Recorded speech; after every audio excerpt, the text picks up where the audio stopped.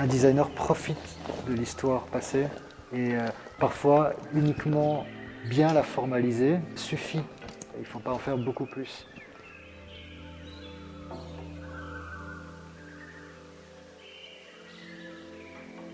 Taiping a déjà tellement innové ces 10 dernières années en créant ces cellules de design qui accompagnent les projets, en misant sur le produit unique sur mesure à une époque où on allait plutôt vers l'industrialisation et les produits en série, en misant sur les savoir-faire artisanaux et le très haut de gamme finalement aussi.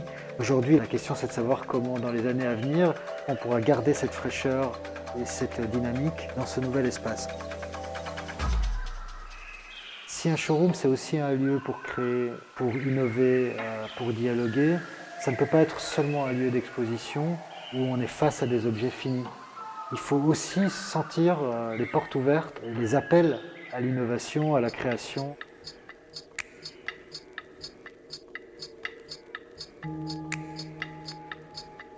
Un projet c'est toujours une narration, mais un espace avec des objets c'est des dizaines et des dizaines de narrations.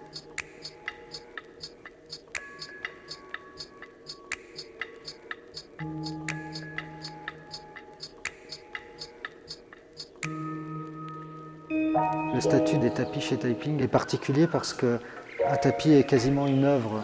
C'est la raison pour laquelle on a pu passer du tapis horizontal posé au sol au tapis vertical posé dans des cadres face au public.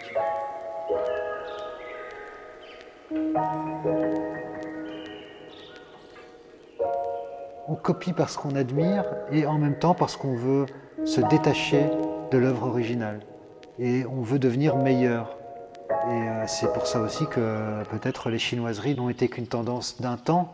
Les artistes se sont émancipés des motifs et des œuvres originales pour créer leur propre univers, très largement inspiré de l'Asie, mais très occidentalisé. Le fait de copier aussi les chinoiseries, de faire une vraie chinoiserie, c'est-à-dire de s'en inspirer pour aller ailleurs, c'était aussi une façon à la fois de m'intéresser à un sujet et de m'en détacher pour ouvrir le dialogue. Le dialogue, en fait, il est bien plus large que les chinoiseries. Le dialogue que j'aimerais avoir aujourd'hui avec d'autres designers, avec d'autres créateurs, c'est justement quelle est notre relation à l'étranger, quelle est notre relation au lointain. Est-ce qu'aujourd'hui on connaît réellement l'Asie, la Chine? Est-ce que c'est toujours une contrée qui nous fait peur, qui nous fait fantasmer? Et je pense qu'il n'y a pas un meilleur lieu pour traiter ça que justement l'hôtel de Livry, cet hôtel particulier du 18e qui accueille une manufacture chinoise mais complètement émancipée et intégrée en France depuis une vingtaine d'années. Tout le contexte est là pour élever le débat et se poser des questions humanistes universelles.